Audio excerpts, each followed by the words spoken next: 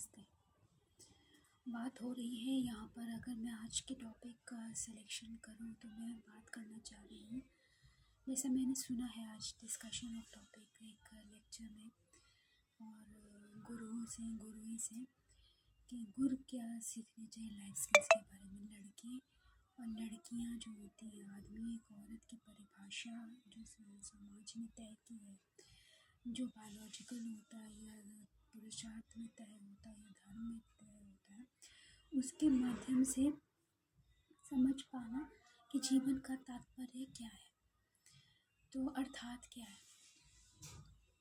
तो मैं अपनी कुंडली की जन्म पत्रिका की बात करूं और उससे बात करूं तो मेरे कुंडली में ऐसा लिखा हुआ है कि इस बालिका को काम नहीं करना है। काम नहीं करना इसका मतलब होता है, मतलब मैं जिस तरीके से जितना ज्योतिष समझी हूँ उस हिसाब से यही समझ रही हूँ कि रोजी रोजगार में कमाई के क्षेत्र में नहीं जाना है। काम का मतलब मैं बाकी का नहीं बता रही हूँ, मैं उस क्षेत्र में बोल रही हूँ।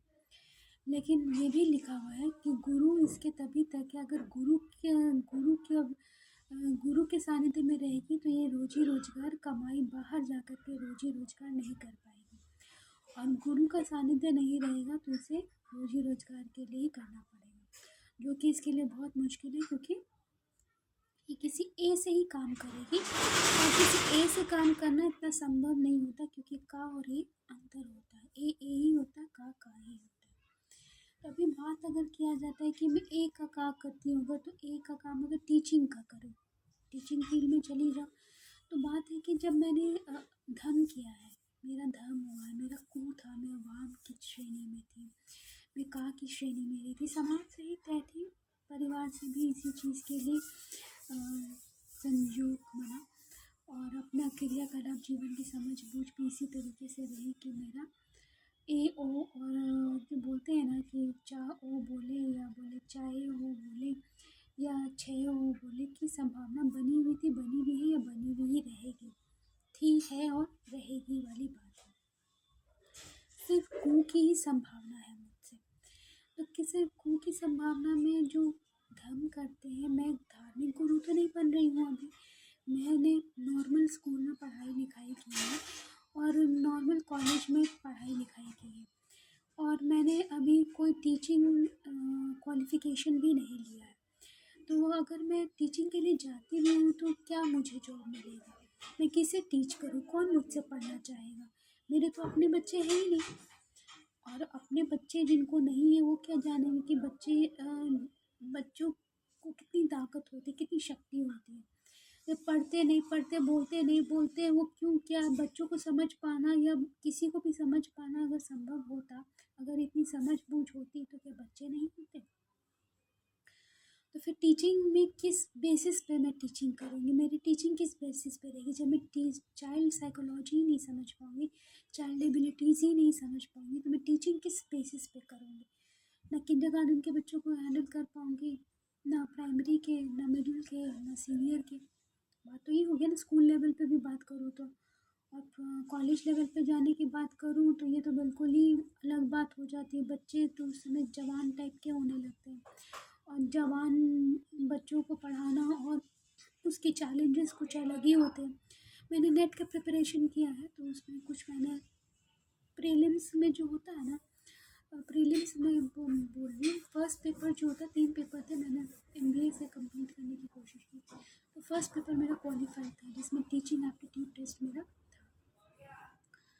तो मैं नेट सेट और बाकी जो एग्ज़ाम्स होते हैं उसमें अभी जा नहीं पाई। बस एक था कि टीचिंग फील्ड में चली जाऊँ तो मेरे लिए शायद ठीक रहेगा, ऐसा मैंने शादी के बाद सोचा। शादी के बाद मैंने सोचा, क्योंकि उसके पहले मैं क्लरिकल जॉब में रहती थी, ऑफिस जॉब में, तो उस वजह से मेरे पर काफ़ी उंगलियाँ उठी कि मैं ऑफिस के हाल माहौल को बदनाम करती हूँ या फिर ऑफिस के हाल माहौल को ढलती नहीं हूँ, मुझे काम करने की क्षमता नहीं है। और बच्चों के बीच में भी जा कर के मैं इस तरीके से अगर बच्चों को समझना बूझने लगूंगी और अगर बच्चों के बीच में स्कूल प्रशासन पर सवाल जवाब करूंगी तो मेरे एजुकेशन सिस्टम पे और सवाल खड़ा हो जाएगा, क्योंकि सामाजिकता तो यही कहती है ना कि ज़्यादा उंगली करो या तुम्हारे पर ज़्यादा उंगली हो, दोनों ही स्थिति बेकार होती है। तो वही बात है, अब इस बारे में क्या कहा जाएगा। अब मेरी स्थिति ऐसी हो गई है कि मैं काम करूँ तो क्या करूँ। अगर मैं ज्ञान भी बांटना चाहूँ कि मुझे थोड़ा ज्ञान है, मैं ज्ञान बांट सकती हूँ, तो क्या मेरी इतनी समझ है, क्या मेरी इतनी जानकारी है समझ के साथ कि मैं किसको क्या दूँ क्या नहीं दूँ, लेने वाले के लिए कोई तात्पर्य है। ठीक है, अगर कहते हैं कि एक स्त्री को एक पिता के सानिध्य में रहना चाहिए, तो मेरे पिता तो अब मेरे साथ है भी नहीं, वे पहले ही जा चुके हैं। तो एक स्त्री को, एक महिला को, एक लड़की को इस पिता के साथ रहना चाहिए। तो पिता का सुख तो मुझे है ही नहीं, पिता का दोष ही है मुझे। पिता पिता का दोष मुझे लगा है, पिता के जाने का दोष मुझे लगा है, शादी से पहले भी और शादी के बाद भी। फिर उसके बाद बोला जाता पति के साथ, तो पति का भी मुझे दोष ही लगा, पति का भी दोष ही लगा। उसके बाद बोला जाता पुत्र का, तो पुत्र भी मेरा ओ का बात है, तो मेरा धम है, तो मेरा एओ हो चुका है, तो मेरी संतान की समय हर जगह से नहीं एओ हो चुका है, लेकिन फिर भी 2 जगह से एओ हो चुका, तो मेरी संतान की संभावना क्या है, क्या अब मेरा संभव है भी, मैं इस उम्र में इस परिस्थिति में क्या सोचूं, क्या संभव है भी, और जिन परिस्थितियों में संभव होगा भी क्या, वो संभव कर पाना मेरे लिए संभव है क्या। वे एक वे में तो हो ही नहीं रहा है, तो मतलब एवे में नहीं बोल रही हूँ, ए वे मतलब पहले वे में तो हो ही नहीं रहा है, तो पहली शादी में तो हो ही नहीं रहा है, तो मैं क्या बोलूँ। तो ये सवाल उठता है कि मैं अपने से सवाल करूं या मैं जानकारी डिस्कशन करूं कि क्या बात होनी चाहिए, क्या बात नहीं होनी चाहिए। तो मैं इतना ही कहती हूँ कि परिवार भी जानते हैं कि समाज के दायरे में हमारी जो फैमिली एंसेस्ट्रल हिस्ट्री जो चली है, जो नेबरहुड की बात होती है, जो सोसाइटी की बात होती है, जो कास्ट कल्चर और क्रीड की बात होती है, उसमें उसके मद्देनज़र जो सोसाइटी के नॉर्म्स होते हैं, जो भी फैसला होता है उस हिसाब से चलना पड़ता है। तो इसका मतलब क्या कि हम सोसाइटी में सिर्फ हत्थे चढ़ने के लिए एनर्जीज़ को एक्सेप्ट करते रहें, और हमें मतलब अपने लिए समझ बूझ का कोई अधिकार नहीं, हम कितने दिन तक रहेंगे ये भगवान पर विश्वास नहीं करना चाहिए। क्या भगवान रास्ता नहीं दिखाते, क्या हमारे लिए सेवियर गुरु के रूप में नहीं आते। तो गुरु के सानिध्य में जाने से गुरु के प्रारूप में आना क्या संभव हो पाता है, तुरंत में तो नहीं हो पाएगा। और अगर कुछ गुरु की दोष होने के बावजूद भी अगर गुरु का सानिध्य का सौभाग्य है या भाग्य है, तो गुरु का सानिध्य मिलेगा ही, चाहे वो दूर से मिले चाहे पास से मिले, ये तो होना ही है। तो गुरु अगर सौभाग्य स्थान में बैठे हुए हैं, तो सौभाग्य दे रहे हैं कि भाग्य दे रहे हैं, ये समझने वाली बात है। क्योंकि गुरु को बोला जाता है जहाँ बैठते हैं और जहाँ देखते हैं कि दृष्टि की बात हो जाती है। तो क्या मैं गुरु के साथ बैठी हूँ या गुरु की दृष्टि मुझ पर है, मेरे घर पर गुरु की दृष्टि है कि मेरे भाग्य पर बैठे हुए, ये बात हो जाती है। तो फिर उसके बाद होता है मैं का करूँ कि क्या करूँ, क्या का करूँ, का क्या करूँ, क्या करूँ। दोनों का सम्मिलित है, शनि और गुरु एक साथ है नवम भाव में, और दृष्टि सप्तम की पड़ रही है तीसरे भाव में। तो क्या करूँ इस परिस्थिति में, मैं क्या करूँ। ये सवाल बहुत विषम है, जानने वाले समझने वाले जानते हैं समझते हैं, लेकिन परिस्थिति ऐसी बन रही है कि पूरी विश्लेषण तो मैं नहीं दे सकती, लेकिन इतना ज़रूर बता सकती हूँ कि स्थिति बहुत विषम है। अब मैं करूँ तो क्या करूँ। कहते हैं कि पहनना ओढ़ना चलना बोलना सीखना सब चीज़ ज़रूरी है समय के अनुसार। हम जिस तरीके से बेबाक रहते हैं, अल्हड़ बन के रहते हैं, उल्लड़ बन कर के रहते हैं, कुल्हड़ बनने के बाद में ड्रामा कर लेना चाहते हैं, उससे क्या हो जाएगा। मिट्टी के बर्तन में आ भी जाए चाय पीने को, तो सौंधापन तो होता है, लेकिन क्या हमने किसी और चीज़ में चाय कभी पिया ही नहीं, पिएंगे ही नहीं, हो ही नहीं पाएगा। क्या सिर्फ ऐसी ही बातें होती हैं क्या। तो ये बात समझने वाली बात हो जाती है, साधन संसाधन की बात नहीं है ये, जीवन का सवाल है, ये जीवनी की सवाल है, और इसका जवाब ढूंढना बहुत मुश्किल है, क्योंकि जो चले गए उनके लिए क्या हुआ। जब उनको नहीं समझ पाए, उनके लिए नहीं तत्पर हो पाए, जिनको जिनको जाना पड़ा, उनके तकलीफ़ को नहीं समझ पाए, तो अपने को क्या तकलीफ़ से बचाऊं। लेकिन डर ये लग रहा है कि मैं ही अगर रह गई, अगर मैं जाना नहीं चाहिए और मैं ही बच गई और मेरे स्थान पर फिर कोई और चला गया विरोधाभास नेगेटिविटी में या बीच बचाव में, तो मैं क्या करूँगी।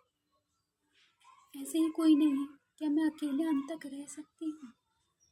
क्या अकेलापन में कोई रह सकता है बिना किसी के साथ में, चाहे कोई भी हो, परिवार में चाहे किसी भी तरीके से, गृहस्थी में कोई रह सकता है बिना परिवार और गृहस्थी के? समाज में एकल बन कर के रहना इतना आसान होता है क्या? तो ये सवाल है मेरी लाइफ के, मेरी ज़िंदगी के, मेरे जीवन के, जिसका जवाब मैं स्वयं भी नहीं ढूंढ पाई हूँ। और बस इतना ही जानती हूँ कि बस यही कह सकती हूँ कि गुरु के वचन को सुनना चाहिए और अपने लिमिटेशंस को जानना चाहिए, सीमाओं को जानना चाहिए कि सीमाएं हमारी क्या है। बोलते हैं ना सीमानी बोलते हैं या शिवानी बोलते हैं ना, जिस तरीके से, तो उस तरीके से घर परिवार के हिसाब से कुछ तय है क्या? अभी ज़्यादा मैं बात नहीं कर सकती हूँ, ये दो हद्दी बात कहीं ना हो जाए या फिर क्या बोलते तुदा अपनी बात को करने वाली हो जाए, तो इस तरीके से मैं क्या बोलूँ। मैं अभी ज़मीनी बात अगर करूँ तो ज़मीनी बात हकीकत में जानती ही नहीं, ज़मीनी बात मैं जानती ही नहीं हूँ, तो मैं ज़मीनी बात क्या करूँ। मैं किस ज़मीन से जुड़ी हुई, मेरी ज़मीनी हकीकत क्या है मैं खुद ही नहीं जानती हूँ। असलियत क्या है, सच्चाई क्या है मैं जानती ही नहीं हूँ, तो मैं ज़मीनी बात क्या करूँ। और आसमानी रह कर के मैं क्या आसमान में उड़ती रहूँ या विचरण करते रहूँ, या ज़मीन पे तो रहना ही ना, पैर तो ज़मीन पे ही रहते हैं। तो इसी सवाल के साथ मेरा ये वीडियो था। जवाब मेरे पास भी नहीं है, जी रही हूँ और गुरु की सानिध्य है मुझ में। किसी भी रूप में गुरु को मिलने, सुनने, जानने से मौका मिलता ही रहता है और इतने में ही संतोष है। लेकिन प्रभु पाठ की ओर बढ़ना है। देखती हूँ कब तक क्या संभव हो पाता है। डर भय का वातावरण है। जय गुरुदेव।